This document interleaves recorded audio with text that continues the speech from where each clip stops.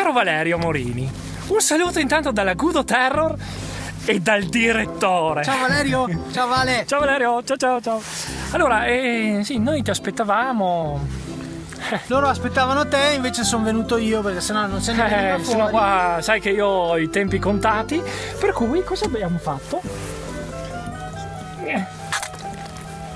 Ecco, questo mi ha anche schizzato. Ti volevamo salutare con questo cefalopode che sacrificheremo in tuo onore. Che poi oltretutto, se guardi bene, un po' gli assomiglia come persona. Ma sì, un po' l'occhio forse. C'è un po' l'occhio moriniano. Sì. Il famoso occhio moriniano. Ciao Vale, ti vogliamo bene. Ciao maestro. Ciao.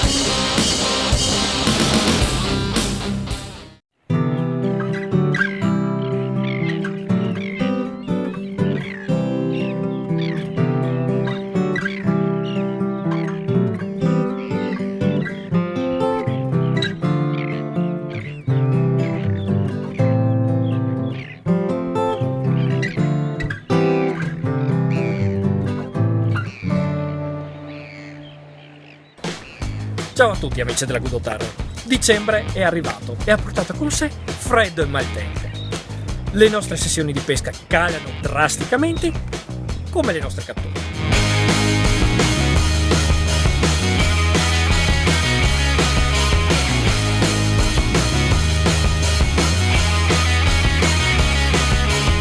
Siamo nella piccola baia di Grignano, a poche centinaia di metri dal castello di Miramare, piccolo gioiellino del capoluogo giuliano. Siamo qui perché? Perché questa è una zona di test, vero Capitan Sitch?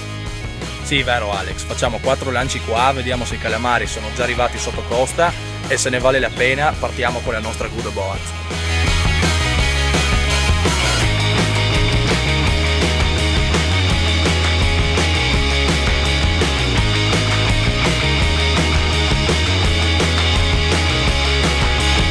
Andiamo a farci una bella pescata aging classico come piace a noi. Sì, proviamo questo aging, poi però partiamo in barca, io voglio provare il tataki, voglio provare ad andare a traina e tutti i modi in cui si possono prendere i calamari.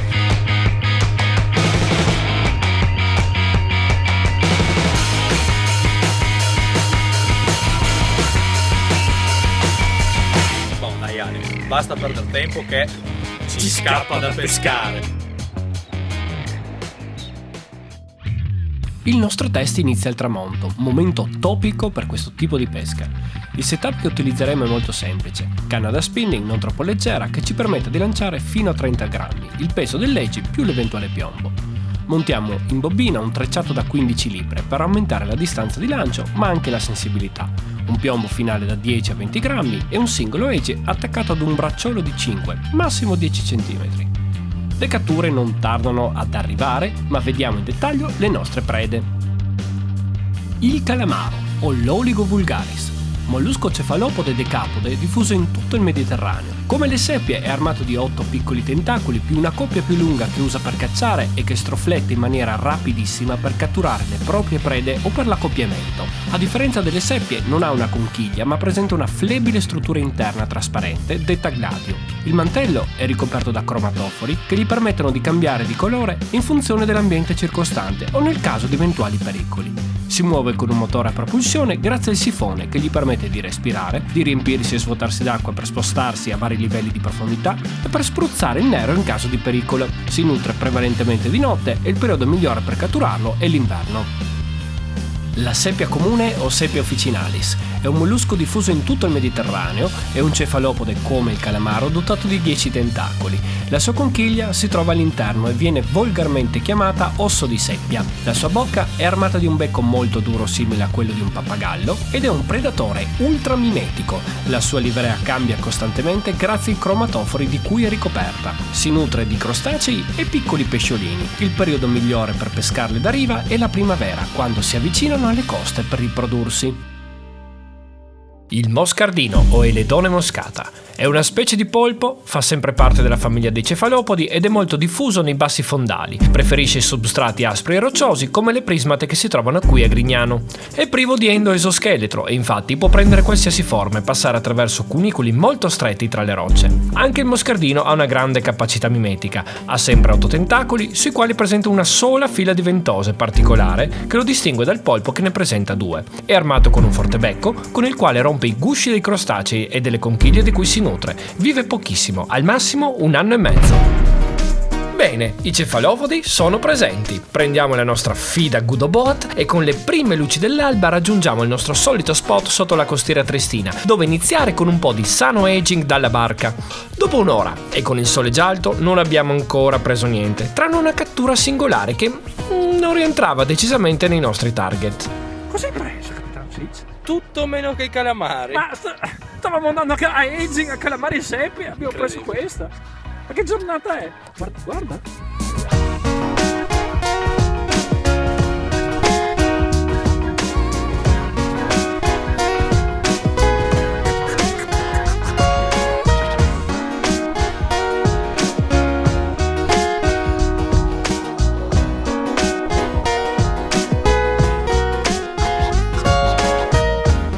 Vabbè dai, inutile perdere ulteriore tempo qui e decidiamo di spingerci verso lidi lontani, dove gli echi di catture cospicue dei giorni passati si sono già fatti sentire. Partiamo quindi direzione Grado.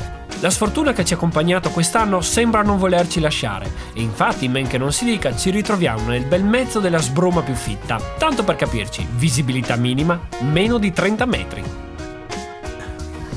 si vede niente. Ci siamo trovati una nave, un mercantile a 30 metri. Ci siamo, mamma. D'oro. Per fortuna che oggi avremo un aiuto non da poco da parte del buon Slimac, che ci affrettiamo a raggiungere e che ci guiderà in alcuni dei suoi spot dove poter finalmente tentare di catturare qualcosa. Io e Sitch pescheremo in 2 modi completamente diversi. Io pescherò a aging classico, mentre Sitch pescherà con i tataki. Per il momento cominciamo a pescare però, che qui la saccoccia piange, e poi vi parleremo un po' di attrezzatura, nodi e montatura.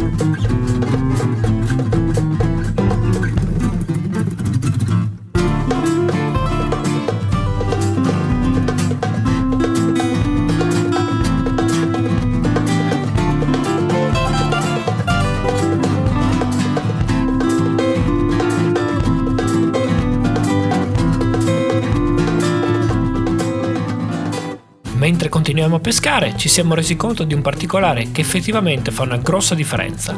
Io sto pescando ad aging con un piombo da 120 grammi causa la forte corrente e il conseguente scarroccio molto veloce.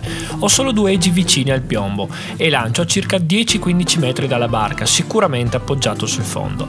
Le mie catture sono prevalentemente delle belle seppie e qualche sporadico calamaro.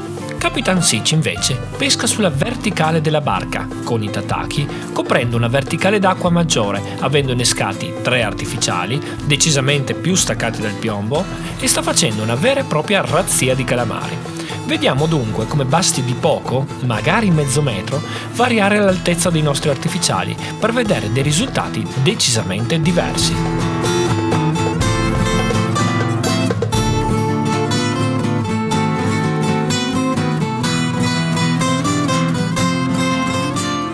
C'è poi da dire, amici, che se è il giorno giusto i cefalopodi attaccano anche un pezzo di plastica di qualsiasi colore e dimensione sia. Ricordiamoci infatti che fino a quando non esplosa la moda dell'aging, quei 4 poveracci come noi che si dedicavano a questa tecnica pescavano con dei veri e propri pezzi di plastica completamente bianca o arancione, le vecchie totanare, e funzionavano comunque alla grande. Quando entrano in frenesia alimentare è un vero e proprio divertimento. Se invece la giornata non è quella giusta, dovremo sfoderare tutta la nostra tecnica, tutta la nostra malizia e le nostre esche migliori, tentando tutte le combinazioni possibili finché non troviamo una che veramente paghi.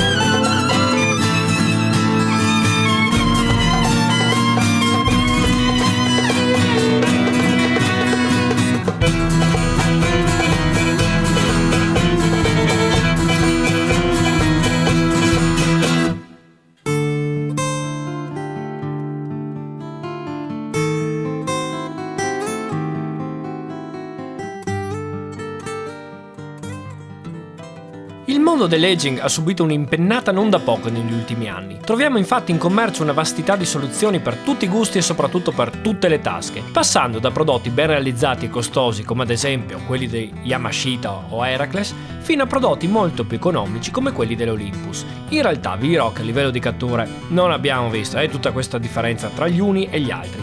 Anzi, per quanto riguarda l'aging, ne abbiamo già parlato in maniera esaustiva nel nostro 6° filmato, Seppie in Alto Adriatico. Vediamo comunque come realizzare velocemente una montatura per la pesca dalla barca.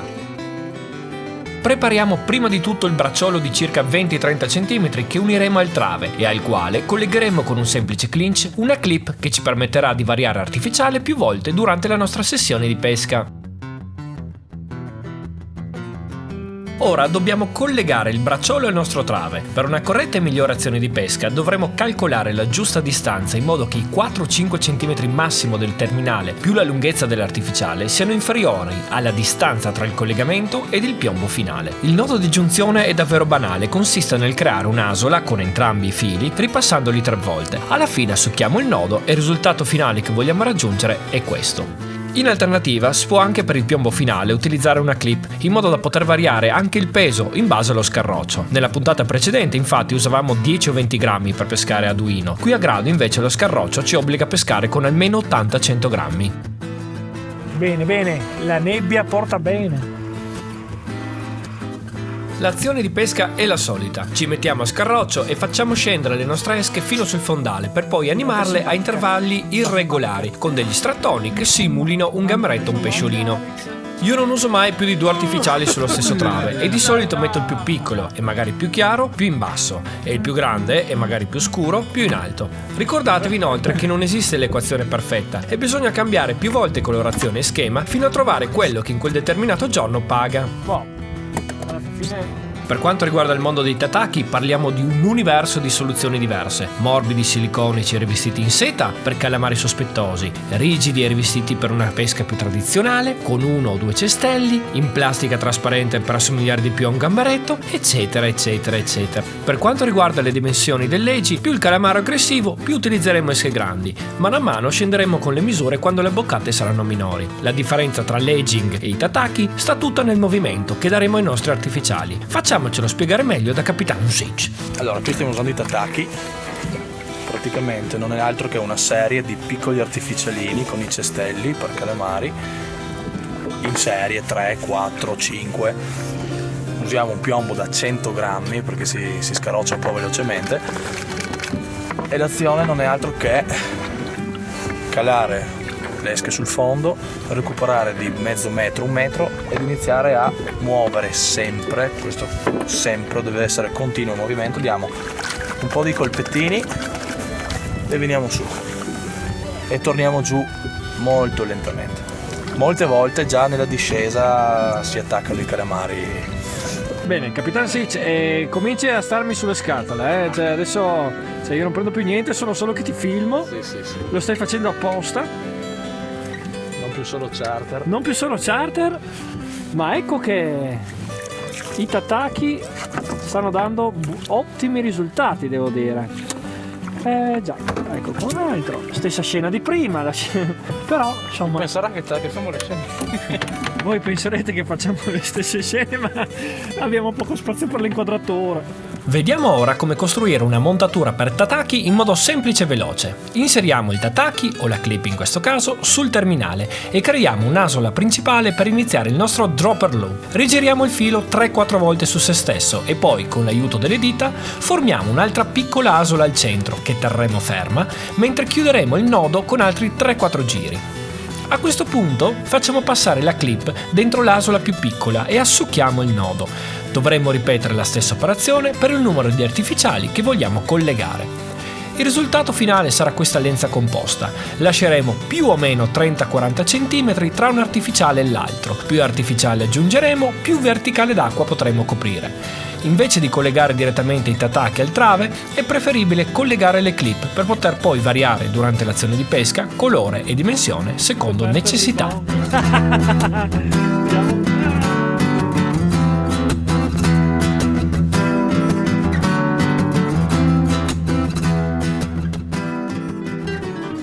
Il sole sta calando, amici Gudi, e dobbiamo fare veramente un bel pezzo di mare prima di poter tornare nelle nostre acque monfalconesi. Il sole inizia a calare velocemente, creando quell'atmosfera speciale, quasi onirica, che chi vive veramente il mare conosce molto bene. Insomma, pieni di freddo, stanchi e affamati, ci dirigiamo verso casa, ma come spiegarvelo? Non vorremmo essere davvero da nessun'altra parte e la tentazione di fare l'ultima trainetta, godendoci uno spettacolare tramonto invernale, è davvero alta. Nessun problema, abbiamo tutto il tempo di preparare attrezzatura, artificiali e finali, in modo da essere pronti per il nostro bellissimo golfo, e l'ultima trainetta non ce la toglie davvero nessuno. Per quanto riguarda le canne, sono preferibili quelle da traina leggera o da spinning pesante, mulinello capiente armato di trecciato da 15-20 libbre e un finale in fluorocarbon dello 0,30 fino allo 0,40, dove monteremo 1 o 2 artificiali. Discorso a parte va fatto proprio per gli artificiali. Sono degli egi modificati con l'aggiunta della paletta per ottenere un movimento migliore. Sul mercato ne troveremo come sempre di tutte le misure per tutte le tasche, ma se per l'aging possiamo tranquillamente utilizzare prodotti economici, qui ragazzi non si scherza. Certo, possiamo usare quelli a buon mercato, ma dato che qui quello che conta veramente è il movimento, le vibrazioni e il colore, un po' a malincuore devo dire che o usiamo artificiali di un certo livello o le catture saranno davvero rare. Per quanto riguarda l'azione di pesca, procediamo alla velocità di circa 2 nodi, anche in fase di calata dell'artificiale, per evitare ingarbugliamenti.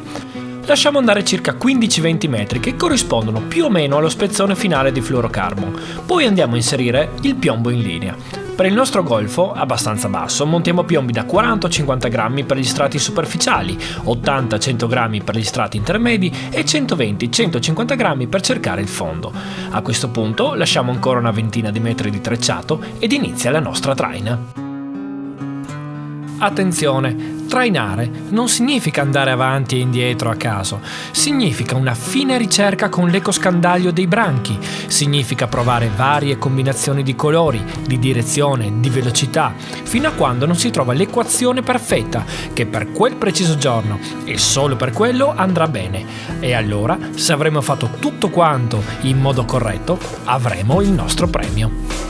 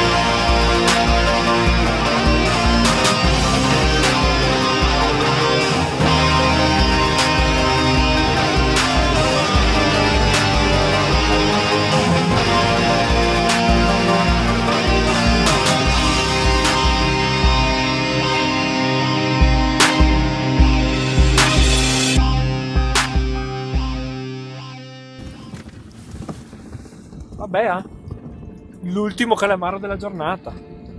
Eccolo qua.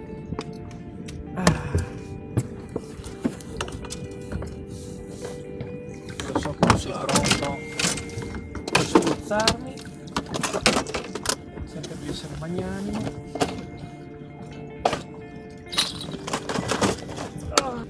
Questo piccolo calamaro qua probabilmente era già attaccato da un po', ma era talmente piccolino che nemmeno ce ne siamo accorti.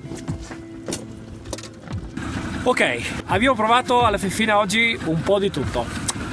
Siamo partiti da Grignano per vedere se c'erano i primi cefalopodi, li abbiamo visti, abbiamo deciso di uscire fuori in barca, siamo andati verso Grado, siamo tornati verso Monfalcone, abbiamo pescato con i tataki, abbiamo pescato ad edging, abbiamo pescato a traina. Tutte le tecniche hanno dato sostanzialmente lo stesso risultato. Forse ecco, i tataki hanno reso un po' di più nella zona di Grado, mentre l'edging ha valso di più nella zona di Monfalcone. Però insomma adesso la giornata è finita, ci godiamo l'ultimo tramonto e facciamo l'ultima trainetta proprio per non lasciarci come cani. Per cui vediamo come va e alla prossima puntata.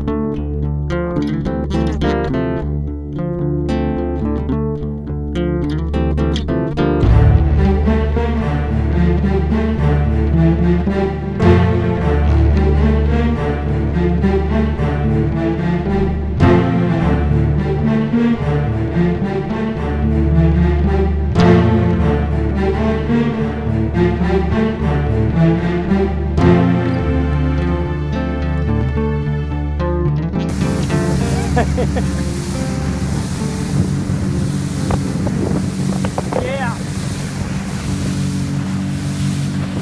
Fish.